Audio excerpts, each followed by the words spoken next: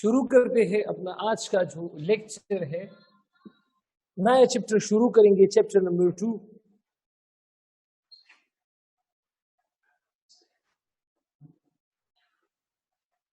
और जिसका नाम है biological molecules.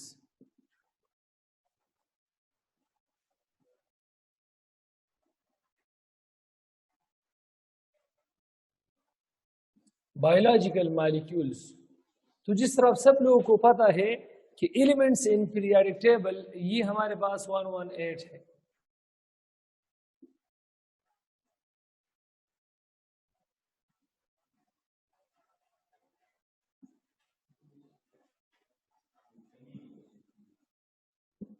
Number of elements in periodic table ये कितना है? शाबाश,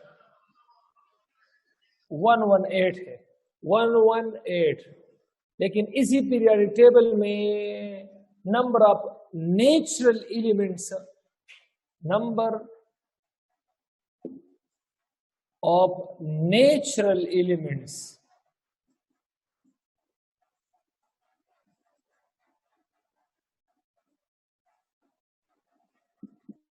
इन पीरियोडिक टेबल, तो ये हमारे पास 92 है। 92, ये हमारे पास क्या चीज है?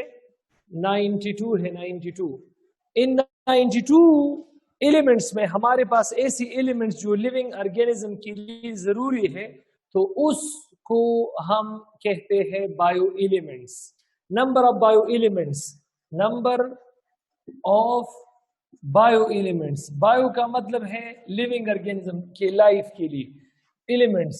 अब नंबर ऑफ बायो एलिमेंट्स, ये जो लिविंग ऑर्गेनिज्म के लिए, जो एनिमल्स के लिए, प्लांट्स के लिए, और जितनी भी माइक्रो ऑर्गेनिज्म मतलब यूजफुल बैक्टीरिया है उनके लिए, तो ये हमारे पास 26 है। 26। अब मेरे कहने का मतलब ये है कि जो बायो एलिमेंट्स है, ये बायो एलिमेंट्स तो कुल हमारे पास कितने हैं? शाबाश, 26 है।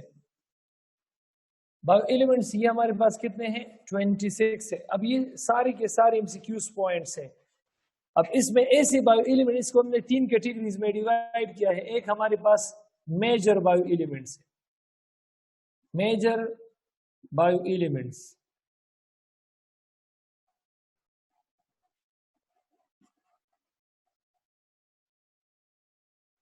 अब दूसरे नंबर पर हमारे पास बायो एलिमेंट्स का एक दूसरा मतलब ग्रुप है जिसको हम माइनर बायो एलिमेंट्स कहते हैं।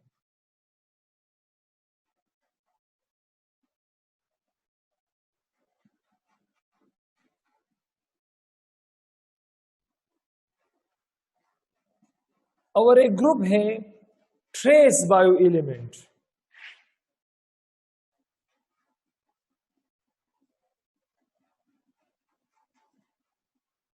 तीसरा ग्रुप ट्रेस बायो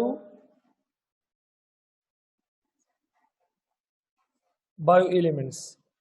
रिमेंबर बेटा, 26 में से 6 बायो एलिमेंट्स ऐसे हैं जो कि जिसकी बॉडी को ज्यादा जरूरत होती है, तो उसको मेजर बायो एलिमेंट्स कहते हैं। 5 ऐसे हैं की जरूरत बॉडी को कम होती है, तो उसको माइनर बायो एलिमेंट्स कहते हैं। और 15 हमारे पास ऐसे हैं जिसकी जरूरत बॉडी को इंतहाई कम होती है, तो उसको हम क्या कहते हैं? उसको हम कहते हैं ट्रेस बायो एलिमेंट्स। अब हमारे पास ये जो मेजर बायो एलिमेंट है, मेजर बायो एलिमेंट, तो इसमें हमारे पास ऑक्सीजन है, कार्बन है, हाइड्रोजन है, नाइट्रोजन है, फास्फोरस है और सल्फर है। ये छह ऐसे बायो एलिमेंट्स है जिसकी रिक्वायरमेंट्स ज्यादा है हमारे पास। मतलब ऑक्सीजन की रिक्वायरमेंट बॉडी के लिए 66% है, कार्बन की रिक्वायरमेंट 18% है, और हाइड्रोजन की रिक्वायरमेंट 10% है। जरा यहां देखो, एक है कार्बन, एक है ऑक्सीजन, एक है कार्बन और एक है हाइड्रोजन। ऑक्सीजन की रिक्वायरमेंट 67% है, प्लस कार्बन की रिक्वायरमेंट 18% है, प्लस हाइड्रोजन की जो रिक्वायरमेंट है वो है 10%। तो इसको मिलाकर कुल मिला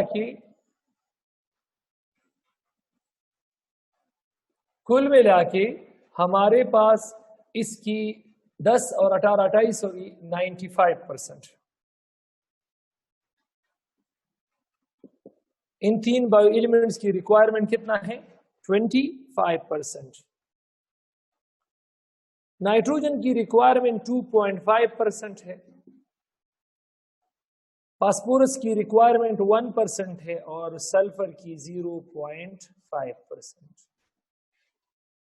तो अगर इनको आप ऐड कर लो तो मेजर बायो एलिमेंट्स की रिक्वायरमेंट 99% है।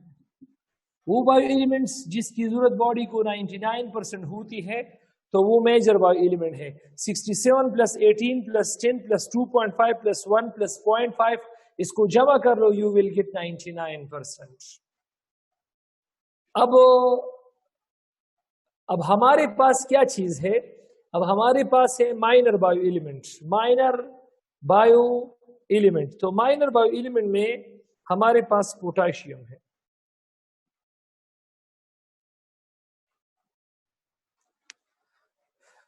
कैल्शियम है, क्लोरीन है, मैग्नीशियम है और सोडियम। ये 5 है हमारे पास, ये 5 हमारे पास है। इसकी जो रिक्वायरमेंट है तो ये हमारे पास कितना है, चलो इसको डिस्कस करते हैं।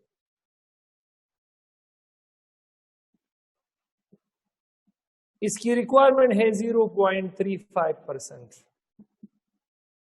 इसकी रिक्वायरमेंट है 0.25%, क्लोरीन की रिक्वायरमेंट है 0.15%, मैग्नीशियम की रिक्वायरमेंट है 0.15% और सोडियम की रिक्वायरमेंट 0.06%। तो इनको जमा कर लो, ये तकरीबन 0.9% आते हैं। 0.9%। तो वो बायो एलिमेंट जिसकी रिक्वायरमेंट बॉडी के लिए 0.9% होती है तो उनको माइनर बायो एलिमेंट्स कहते हैं। और हमारे पास आयरन है, फ्लोरीन है, आयोडीन है, कॉपर है, मैंगानीज है, जिंक है, मोलिबेडियम है, वगैरह वगैरह ETC। तो ये हमारे पास क्या चीज है? ये हमारे पास ऐसे एलिमेंट्स हैं जिसकी रिक्वायरमेंट बॉडी के लिए कम होती है। कितनी कम होती है? ये 0.1% होती है इसकी रिक्वायरमेंट। तो 0.1 और 0.9, 1% और 99, 100%। तो ये हमारे पास इतना है। तो आई एम श्योर कि ये क्लियर होगा। अब बायो एलिमेंट्स ये कंबाइन होकर, ये बायो एलिमेंट्स है, बायो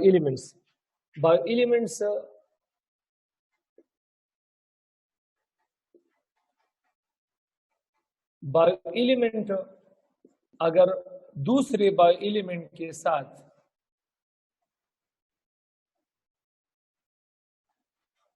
बॉन्ड बना ले, एक बायो एलिमेंट दूसरे बायो एलिमेंट के साथ अगर बॉन्ड बना ले तो दो बायो एलिमेंट्स की कॉम्बिनेशन से बनता है, एटलीस्ट दो बायो एलिमेंट्स की कॉम्बिनेशन से बायोलॉजिकल मॉलिक्यूल्स बनता है, बायोलॉजिकल मॉलिक्यूल बनता है। फॉर एग्जाम्पल अब एग्जाम्पल डिस्कस करते हैं इसका। ये हाइड्रोजन है, हाइड्रोजन बायो एलिमेंट है, और ऑक्सीजन है, वो भी बायो एलिमेंट है। इसकी कॉम्बिनेशन से H2O बनता है। तो ये हमारे पास क्या चीज है? ये हमारे पास क्या चीज है? ये हमारे पास है बायो एलिमेंट, और बायो एलिमेंट ये मिलकर क्या चीज बनाते हैं? Biological molecule. अब ये जो बायोलॉजिकल मॉलिक्यूल है, ये जो बायोलॉजिकल मॉलिक्यूल है, तो बायोलॉजिकल मॉलिक्यूल्स को हमने दो कैटेगरीज में डिवाइड किया है।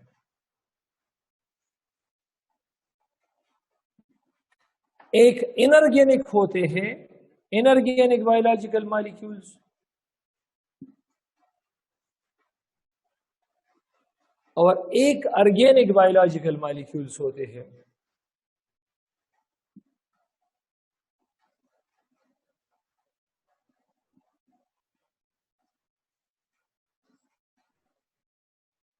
अब इनऑर्गेनिक बायोलॉजिकल मॉलिक्यूल, इसका एग्जांपल है वाटर।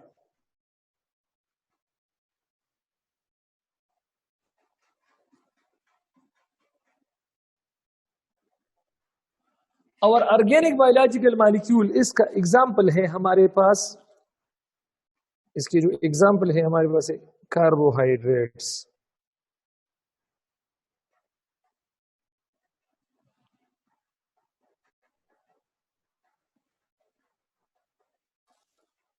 इसकी एग्जांपल हमारे पास है प्रोटीन्स।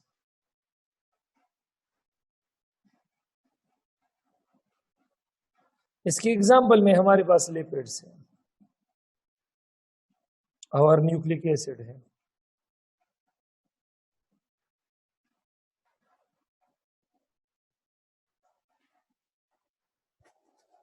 अब इन चारों की कॉम्बिनेशन को जो ऑर्गेनिक बायोलॉजिकल मॉलिक्यूल है, ऑर्गेनिक बायोलॉजिकल मॉलिक्यूल, ये चार, इसको फंडामेंटल बायोलॉजिकल मॉलिक्यूल्स भी कहते हैं। तो हम क्या कहते हैं? फंडामेंटल बायोलॉजिकल मॉलिक्यूल्स भी इसको हम कहते हैं।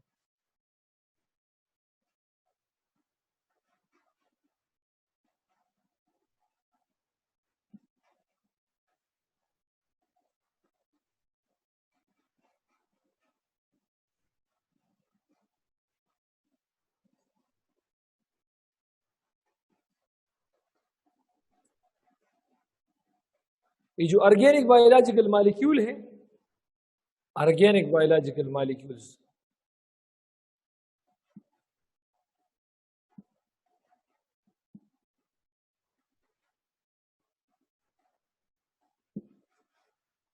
ऑर्गेनिक बायोलॉजिकल मॉलिक्यूल्स,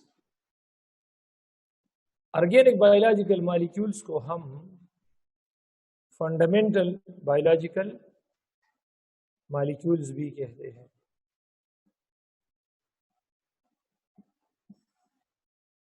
इस तरह, तो आई एम श्योर कि ये भी क्लियर होगा। अब बायोलॉजिकल मॉलिक्यूल जो रिएक्शन करते हैं उसको बायोकेमिकल रिएक्शंस कहते हैं।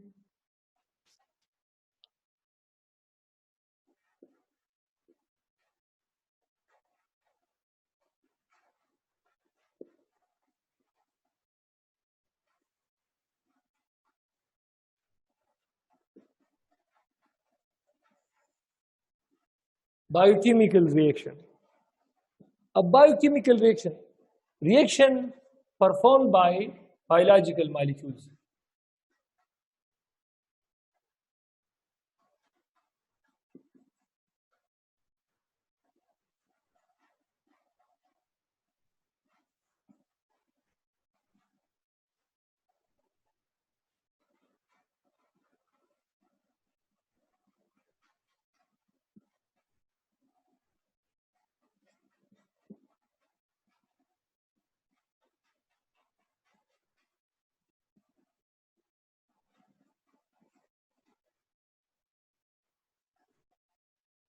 Reactions performed by biological molecules, उसको हम क्या कहते हैं? Biochemical reaction.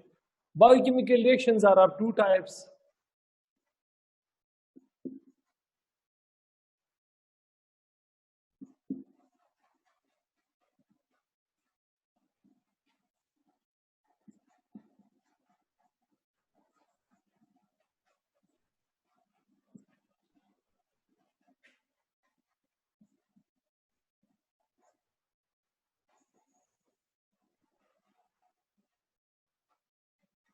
Biochemical reaction are of two types, two में भूल गया।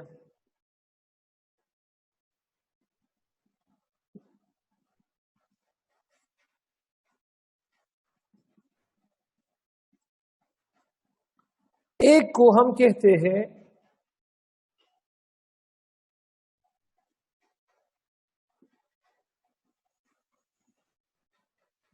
कंडेंसेशन,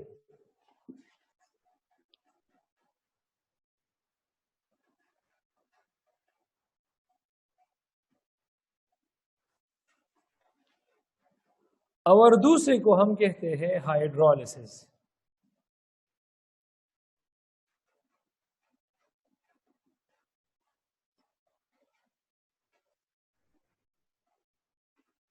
अब हमारे पास अगर स्मॉल मॉलिक्यूल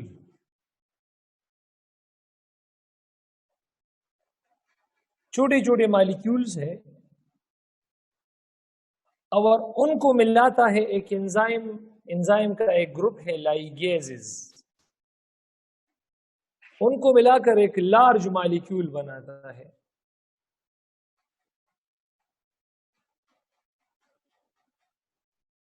अगर स्मॉल मॉलिक्यूल लाइगेज एंजाइम की मौजूदगी में मतलब लार्ज मॉलिक्यूल बना दे और उससे वाटर को रिमूव कर ले, तो इस रिएक्शन को हम कहते हैं condensation. For example, small molecule को हम मोनोमर्स भी कहते हैं। अगर मोनोमर्स लाइगेज एंजाइम की मौजूदगी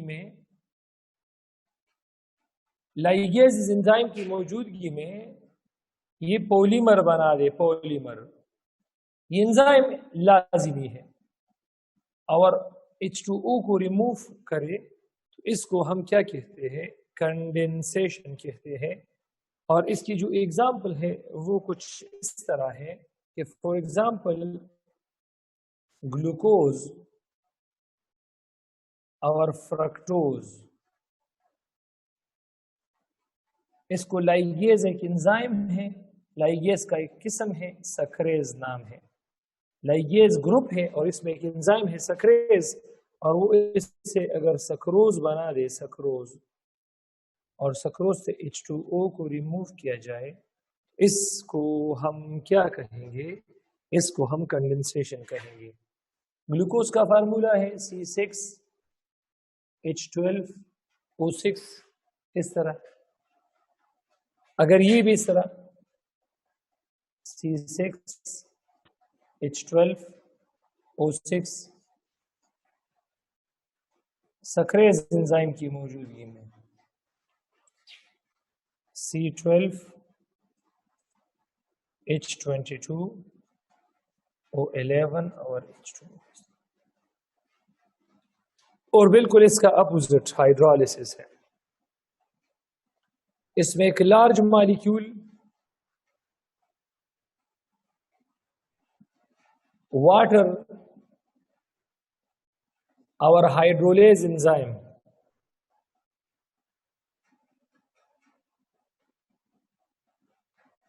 की मौजूदगी में ये स्मॉल मॉलिक्यूल बना दें।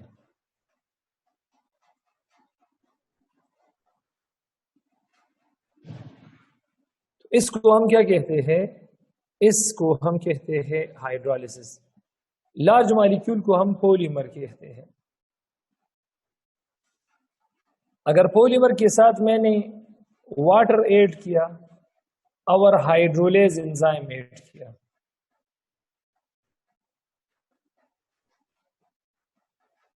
और मैंने मोनोमर्स बना दिए, monomers. For example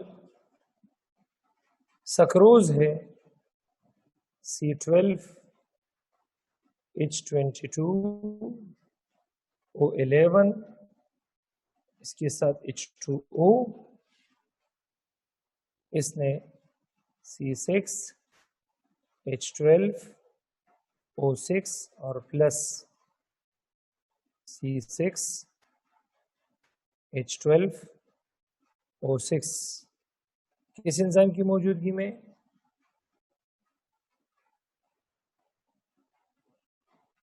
hydrolase enzyme की मौजूदगी। तो ये हमारे पास कंडेंसेशन हो गया। अब ये हमारे पास पहला इंट्रोडक्शन लेक्चर था जो खत्म हुआ। अब हम चैप्टर नंबर 2 में दूसरा टॉपिक डिस्कस करते हैं, वाटर।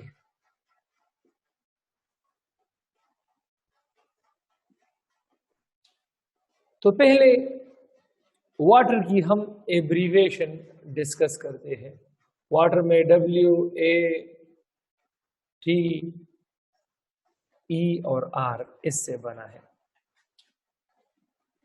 वाटर में इस W का मतलब है वेलफेयर।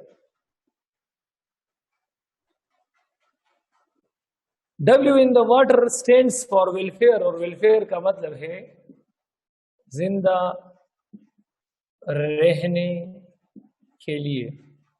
पानी को हम जिंदा रहने के लिए पीते हैं। जब हम इस पानी को पी लेते हैं तो ये पानी हमारे स्टोमक में चला जाता है, और स्टोमक में और स्मॉल इंटेस्टाइन में ब्लड कैपिलरीज होती है। ये पानी वहां स्टोमक और स्मॉल इंटेस्टाइन में ब्लड कैपिलरीज में ब्लड के साथ मिल जाता है। तो इसी वजह से एक को हम एसोसिएशन कहते हैं।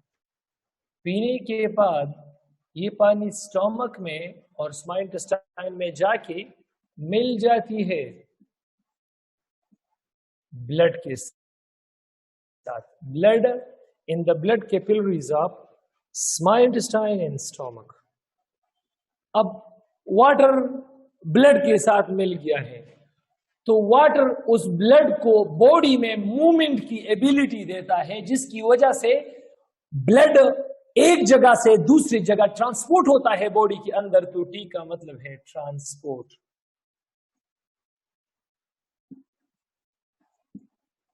तरसील।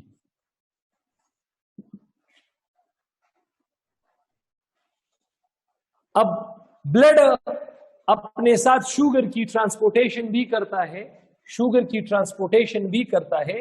जब शुगर की ट्रांसपोर्टेशन करता है तो शुगर एक सेल के अंदर जाकर शुगर की ब्रेकडाउन ग्लाइकोलाइसिस होकर उससे एटीपी बनता है, जिसको हम एनर्जी कहते हैं। ब्लड शुगर को सेलों तक पहुंचाकर सेल के अंदर शुगर की ब्रेकडाउन होकर उससे 36 एटीपी मतलब एनर्जी मतलब तवानाई पैदा होती है। और आर का मतलब है रेगुलरिटी। उसी तवानाई का इस्तेमाल करके हम जिंदा रहते हैं, अपनी एक्टिविटीज में बाकायदगी रखते हैं।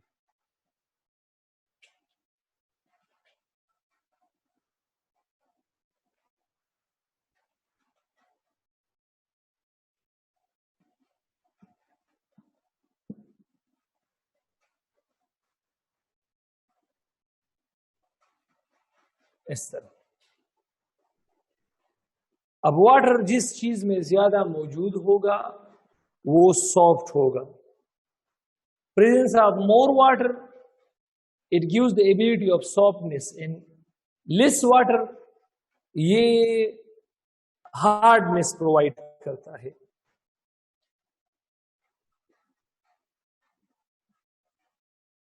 अगर more water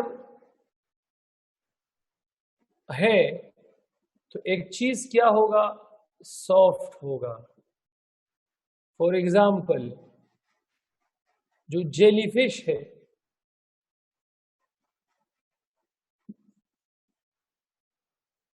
contain 99% water. That's why jellyfish is soft. अगर less water है तो वो हार्डनेस प्रोवाइड करता है। For example bone cell contain 20% water.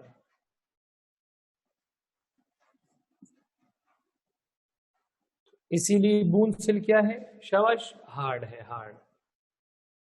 Average water in a cell तो 70 to 90% है।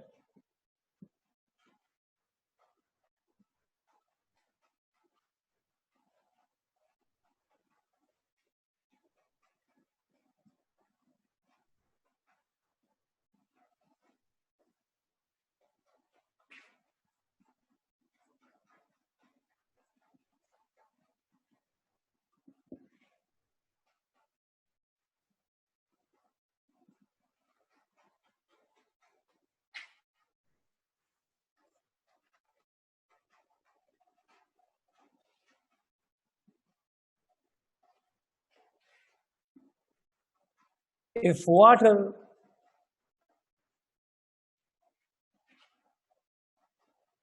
content in a cell falls below 10%,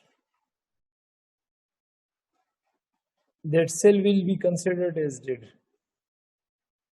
इसी तरह अगर बॉडी में इसकी लेवल 10% से कम हो जाए तो that body will be that cell will be considered as functionless.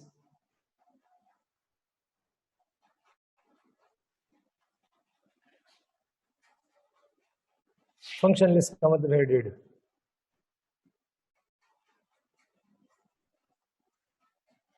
इस तरह तो आई एम श्योर कि ये बिल्कुल ठीक होगा. प्रॉपर्टीज ऑफ वाटर है इंतहाई आसान है. चलो उसको डिस्कस करते हैं कि वाटर की कौन कौन सी प्रॉपर्टीज है.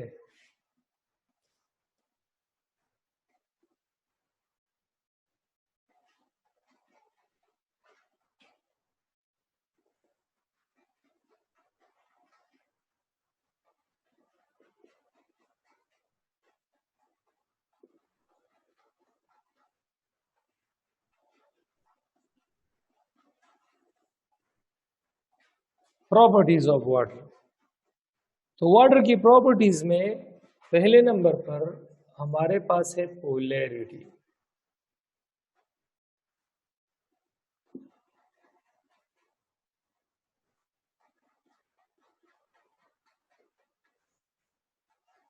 पोलैरिटी तो जिस तरह हमें पता है कि वाटर का फार्मूला है H2O, ये हाइड्रोजन ये इलेक्ट्रोपॉजिटिव है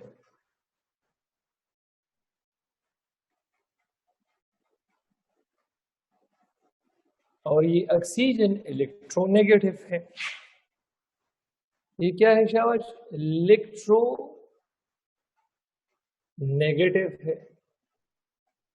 Electropositive nature of hydrogen, electronegative nature of oxygen, this is known as polarity. दूसरा है यूनिवर्सल सॉल्वेंट.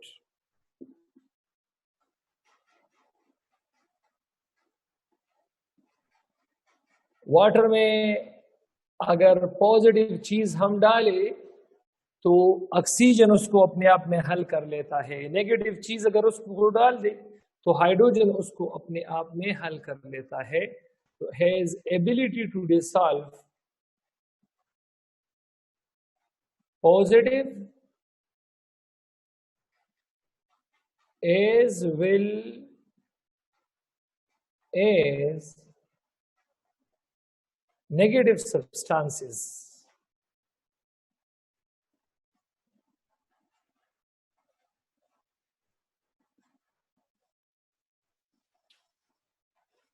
तो इसमें ऐसी एबिलिटी है जो कि पॉजिटिव और नेगेटिव सब्सटेंस को अपने आप में हल करती है.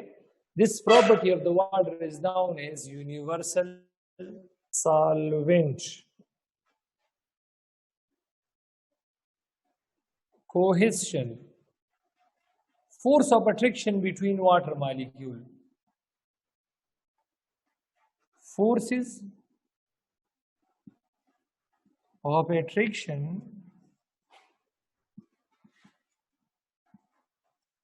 between water molecule.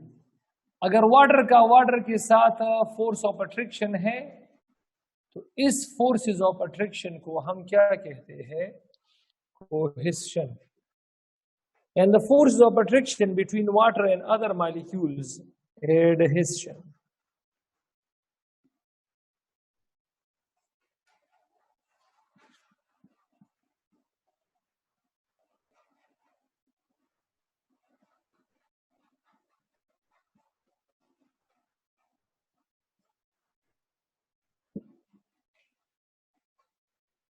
between water and other molecule.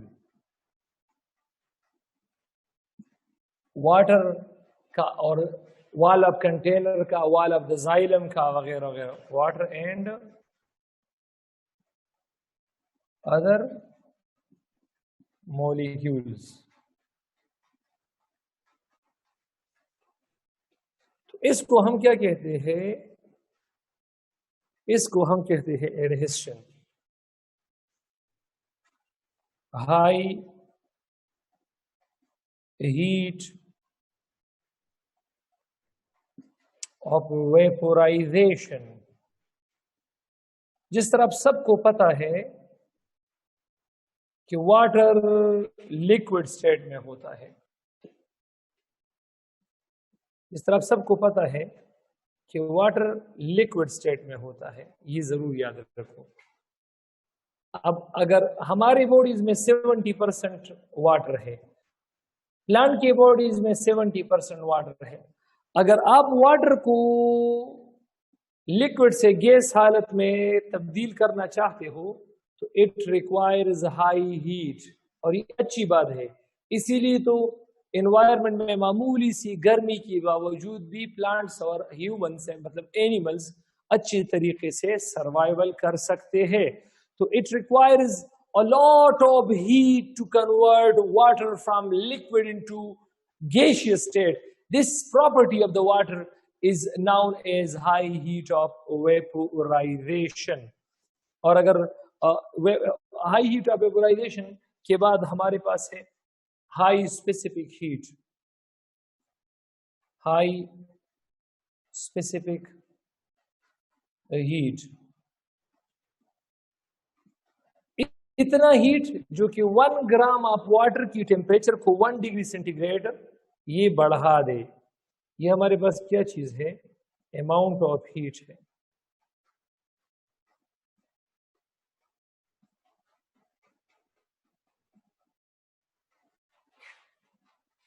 जो कि इंक्रीज करे